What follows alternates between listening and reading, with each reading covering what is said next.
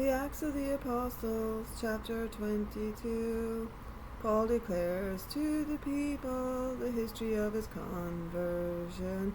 He escaped scourging by claiming the privilege of a Roman citizen. Men, brethren, and fathers, hear ye the account which I now give unto you.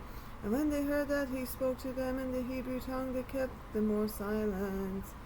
And he saith, I am a Jew, born at Tarsus in Cilicia, but brought up in the city at the feet of Gamaliel, taught according to the truth of the law of the fathers, zealous for the law, as also all you are this day, who persecuted this way unto death, binding and delivering into prisons both men and women, as the high priest doth bear me witness, and all the ancients, from whom also receiving letters to the brethren, I went to Damascus, that I might bring them bound from thence to Jerusalem to be punished. And it came to pass, as I was going and drawing nigh to Damascus, at midday, that suddenly from heaven there shone round about me a great light, and falling on the ground I heard a voice saying to me, Saul,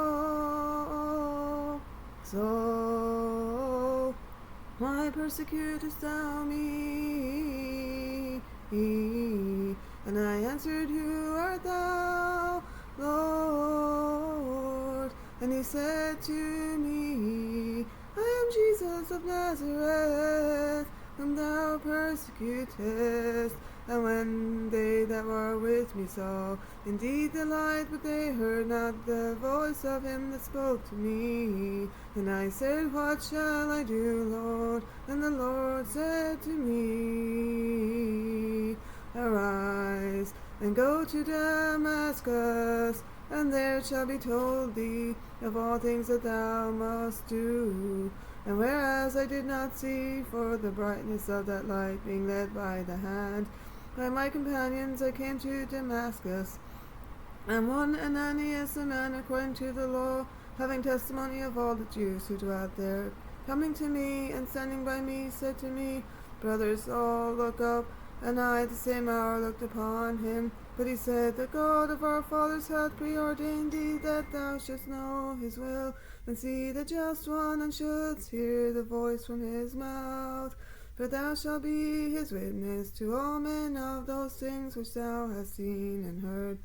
And now why tarriest thou? Rise up and be baptized, and wash away thy sins, invoking his name. And it came to pass, when I was come again to Jerusalem, and was praying in the temple, that I was in a trance, and saw him saying unto me, Make haste and get thee quickly out of Jerusalem, because they will not receive thy testimony concerning me.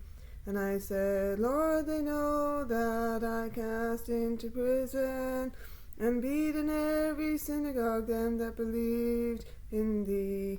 And when the blood of Stephen, the witness, was shed, I stood by and consented, and kept the garments of them that killed him. And he said to me, Go for unto the Gentiles afar off will I send thee. And they heard him until this word, and then lifted up their voice, saying, Away with such a one from the earth, for it is not fit that he should live. And as they cried out, then threw off their garments, and cast us into the air. The tribune commanded him to be brought into the castle, and that he should be scourged and tortured, to know for what cause they did so cry out against him.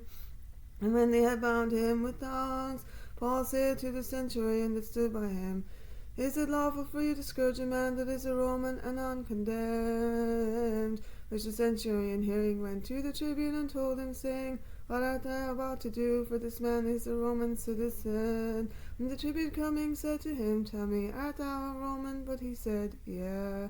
And the tribune answered, I obtained that being free of the city with a great sum. And Paul said, But I was born so. Immediately therefore they departed from him that were about to torture him. The tribune also was afraid that he understood that he was a Roman citizen, and because he had bound him the next day, meaning to know more diligently for what cause he was accused by the Jews, he loosed him and commanded the priests to come together and all the council, and bringing forth Paul, he set him before them.